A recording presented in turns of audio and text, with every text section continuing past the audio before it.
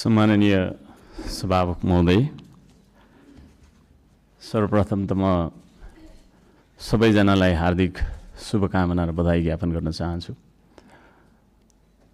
आफ्नो मनको विचार राख्नुभन्दा पनि म जनताले हामीलाई के का लागि यहाँ पठाएका छन् भन्ने बारेमा बुँदागत रूपमा जनताका मागहरू वाचन गरेर सुनाउन चाहन्छु।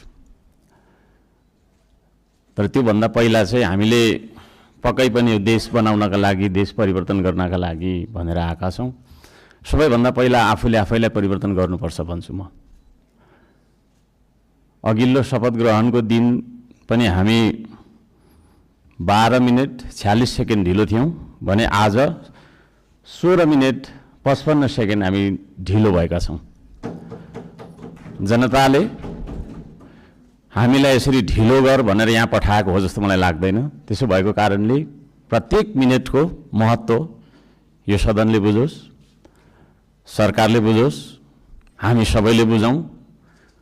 नेपाली हो, नेपाली समय हो, 2 बजीको बैठक 3 बजी जाँदा पनि हुन्छ, 4 बजी जाँदा पनि हुन्छ, जे गर्दा पनि नेपाल हो, नेपाली हो भन्ने खालको जुन भाष्य हामीले मनमा लिएर बसेका छौँ, यही सबैभन्दा मुख्य कारण हो हामीले उन्नति गर्न नसक्नुको। त्यसो भएको कारणले गर्दाखेरि सभामुख महोदय मार्फत म सम्पूर्ण सदन, सरकार सबैलाई ध्यान आकर्षण गराउन चाहन्छु।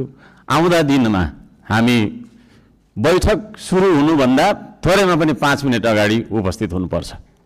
म यो माग राख्न चाहन्छु। हामी विभेदको अन्त्य गर्छौँ भनेर यहाँ भनिरहेका छौँ। भर्खरै पनि पूर्ववक्ता माननीयज्यूहरूले थुप्रै कुराहरू राख्नुभयो, आफ्नो मनको कुराहरू। तर यहाँ यही सदनभित्र पनि विभेद भइरहेको छ। सत्ता पक्षले 30 मिनेट बोल्दा पनि हुने, 40 मिनेट बोल्दा पनि हुने, प्रतिपक्षले अलि सानोले होइन 3 मिनेटमा सकिहाल्नुपर्ने, 2 मिनेटमा सक्नुपर्ने। हामी पनि जनताले चुनेर पठाएका जनमत प्राप्त जनप्रतिनिधि हौँ। त्यसो भएको कारणले गर्दाखेरि हामीले आफ्ना क्षेत्रका आवश्यकताहरू, आफ्ना तपाईको चाहिँ के अरे मागहरू राख्नका लागि प्रशस्त समय दिनुपर्दछ। त्यो खालको सदन हामीले बनाएर हामीले त्यो खालको सदन अभ्यास गर्नुपर्दछ भन्ने माग राख्न चाहन्छु। म आफ्नो मनको कथा म यहाँ गाउन चाहन्न।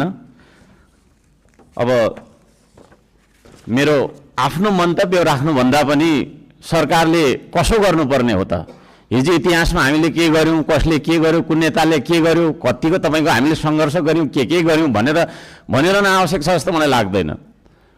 हामी के गरिरहेका छौँ आज र भोलि के गर्ने हो भन्नेतर्फ सरकारले आफ्नो नीति तथा कार्यक्रम बनाउँदाखेरि यस्ता कुराहरूलाई पनि समावेश गरोस् भनेर चाहिँ म यहाँ जनताको मागहरू, राष्ट्रिय स्वाधीनताको, हाम्रो सम्प्रभुताको, जनताले चाहेका कुराहरू के कस्ता छन् त भन्ने कुरा म बुँदागत रूपमा वाचन गर्न चाहन्छु।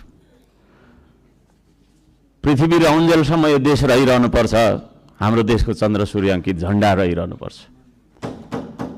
त्यो मान्यता हामी राख्दछौँ, श्रम संस्कृति पार्टीले त्यो मान्यता राख्दछ। त्यसो भएको कारणले गर्दाखेरि देशको स्वाधीनता, भू राजनैतिक सन्तुलन र असंलग्न परराष्ट्र नीतिलाई बचाइराख्न सैन्य रणनीति उद्देश्यका साथ सुरु गरिएको असमान राष्ट्रघाती व्यापारिक सन्धि सम्झौता एमसीसीलाई खारेज गर्नुपर्दछ भनेर म माग गर्न चाहन्छु।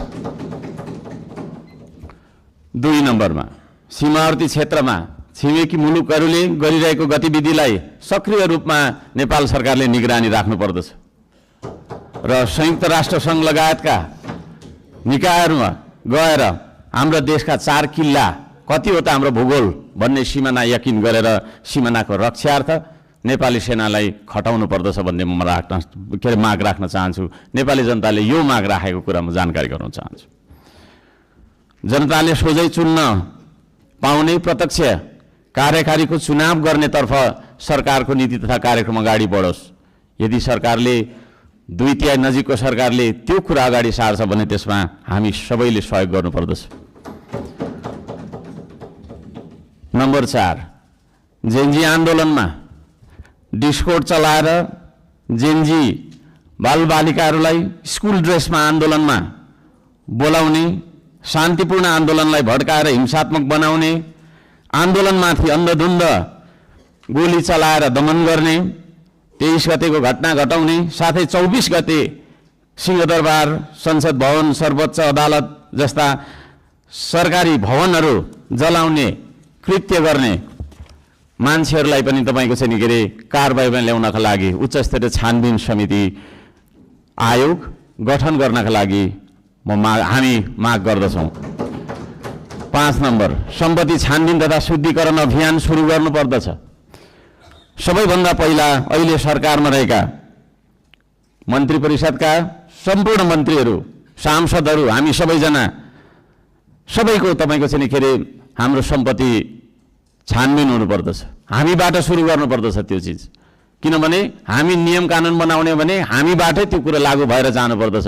हामीले बनाएको नियम कानुनले अरूलाई मात्रै ठ्याङ्ग्रोमा कस्ने खालको व्यवहार हामीले गर्नु हुँदैन भन्ने माग राख्दछु। शिक्षालाई जीवनोपयोगी बनाउनु पर्दछ। उत्पादन, निर्माण र आविष्कारसँग जोड्नु पर्दछ शिक्षालाई। शिक्षा भन्ने बित्तिकै कथा पढ्ने विषयवस्तु होइन, त्यो भन्ने बित्तिकै उत्पादन, निर्माण र आविष्कारसँग जोडिनु पर्दछ भन्ने हाम्रो माग हो। त्यसतर्फ सरकारले ध्यान दियोस्। हप्तामा 3 दिन मात्रै थ्योरी पढ्दाखेरि हुन्छ, 4 दिन विद्यार्थीले उत्पादन, निर्माण र आविष्कारसँग जोडेर क्रियाकलापहरू गर्न सक्नुपर्दछ। त्यो खालको जीवनोपयोगी शिक्षा लागू गरिनुपर्दछ भन्ने हामी माग राख्दछौँ। 7 नम्बरमा, खेतीबारीको समस्या हल नगरी देशको आर्थिक समस्या हामीले सुल्झाउन सक्दैनौँ, आर्थिक उन्नति हुन सक्दैन। त्यसो भएको कारणले कृषिमा देखिएका समस्याहरू पहिचान गर्ने र समस्या हल गर्ने सबै खालका तपाईँको प्राविधिक उपायहरू अपनाउने काम गरिनुपर्दछ भन्ने ध्यान आकर्षण गराउन चाहन्छु। नम्बर 8मा, कम्तीमा एक पालिकामा एउटा उद्योग हुनुपर्दछ, एक परिवारमा एकजना रोजगार हुनुपर्दछ। त्यो खालको नीति हामीले अपनाउनु पर्दछ। बन्द गरिएका उद्योगहरूलाई पुनः सञ्चालन गर्ने साथै नयाँ उद्योगहरूको स्थापना गर्ने नीति तथा कार्यक्रम सरकारले ल्याउनु पर्दछ भन्ने ध्यान आकर्षण गर्न चाहन्छु। 9 नम्बरमा, जनताको सेवा सुविधा, विकास र समृद्धिमा सार्वजनिक हितका लागि प्राकृतिक स्रोत साधन ढुङ्गा, गिटी, माटो, खोला, नाला, खानी, खनिज, वन जङ्गल जस्ता स्रोत साधनका सदुपयोग गर्न पाउने गरी सहज किसिमको चाहिँ नियम कानुन बनाउनु पर्दछ। कहीँ कतै हामी हुन्छ म सक्छु अब र यी सम्पूर्ण स्रोत साधनलाई परिचालन गरेर चाहिँ हाम्रो देशलाई समृद्ध बनाउनतर्फ हामीले ध्यान दिनुपर्दछ भनेर भन्न चाहन्छु। म यहाँ शुभकामना मात्रै दिनुभन्दा सरकारको नीति तथा कार्यक्रमको कुन दिशामा जानुपर्दछ भन्ने एउटा सल्लाह सुझाव र प्रस्ताव प्रस्तुत गर्न चाहन्छु। प्राकृतिक संरक्षण गर्नुपर्दछ, संस्कृतिको प्रवर्धन गर्ने र प्रवृत्तिको विकास गर्ने नीति सरकारले लियोस्। सुशासनका निम्ति भ्रष्टाचार तपाईँको चाहिँ अन्त्य गर्ने, निष्पक्ष, मितव्ययी, पारदर्शी, जवाफदेही, दूरदर्शी, परिपक्व र दीर्घकालीन कामहरू गर्नेतर्फ सरकार अगाडि बढ्नुपर्दछ। देशभरि शान्ति सुव्यवस्था कायम गर्नका लागि आवश्यक उपायहरू अपनाउन जरुरी छ। खाने पानी, स्वास्थ्य, शिक्षा, सडक, बिजुली बत्ती जस्ता आधारभूत आवश्यकताहरू परिपूर्ति गर्नतर्फ हाम्रो ध्यान जानुपर्दछ। राम्रोसँग अध्ययन नगरी हतार सरकारले ल्याएका कार्यक्रमहरू लागू गर्नु हुँदैन।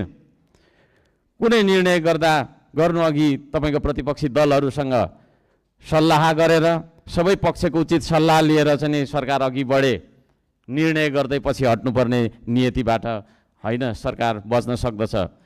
अहिले भर्खरै वृद्ध भत्ता, विद्यार्थी सङ्गठन, ब्रिज कोर्स जस्ता सम्बन्धमा निर्णयहरू जुन गरिएको छ यसलाई पुनर्विचार गरियोस् भन्न म चाहन्छु। वृद्ध भत्ताको समयको मापदण्डलाई जुन फेरबदल गर्ने भन्ने कुराहरू आएको छ कार्यसूचीमा, त्यस्ता कुराहरूमा सरकारले ध्यान दिएर मात्रै अगाडि बढ्दाखेरि राम्रो हुन्छ भन्ने माग राख्दछु। सुकुम्बासी भन्दै नागरिकको बासको अधिकारलाई खोज्दै डोजर चलाउने, राज्य आतङ्क फैलाउने चलनको अन्त्य गरियोस्। म त्यो भन्न चाहन्छु। जनताको घर टहरा भत्काउनु हुँदैन। विस्थापन होइन व्यवस्थापनको नीति सरकारले लागू गरेर अगाडि बढ्दाखेरि सबैलाई राम्रो हुनेछ। दशकौँदेखि बस्दै आएका भूमिहीन सुकुम्बासीहरूको स्वामित्व दिने गरी लाल पूर्जाको व्यवस्था गरोस् भनेर पनि म भन्न चाहन्छु। किसान मजदुर सुकुम्बासीका समस्या पहिचान गरी समाधानको पहल गर्ने, धनीको मात्रै होइन गरिबको पनि हो यो देश भन्ने खालको आभास हामीलाई हुनुपर्दछ र जनतालाई पनि त्यो आभास भएको हुनुपर्दछ। त्यसतर्फ सरकारले काम गरोस् भन्ने म अनुरोध गर्न चाहन्छु। उपत्यका बाहिर पनि नेपाल छ भन्ने कुरा हामीले व्यवहारबाट जनाउनुपर्छ। यो काठमाडौँ उपत्यका मात्रै नेपाल हो भन्ने किसिमले सबै विकास चाहिँ यहाँभित्र मात्रै थोपार्ने किसिमको चाहिँ विकास हुनु हुँदैन भनेर म ध्यान आकर्षण गर्न चाहन्छु। सबै खाले विभेदको अन्त्य गरिनुपर्दछ। भूपू गोर्खा सैनिकहरूको समान पेन्सनका लागि नेपाल सरकारले आवश्यक सबै खालका पहलहरू गरोस्। नेपाल सरकारले गरेको सन्धि मार्फत चाहिँ नि गएका भूपू गोर्खाहरूलाई नागरिकता कायम राखेर चाहिँ नि उहाँहरूलाई एउटा नागरिकको दर्जामा राख्ने नियम त्यो खालको चाहिँ नीति हामीले अवलम्बन गर्नुपर्दछ भनेर ध्यान आकर्षण गराउन चाहन्छु। समयको पाबन्दीले गर्दाखेरि मैले यी कुराहरू सबै कुरा वाचन गर्न चाहिनँ।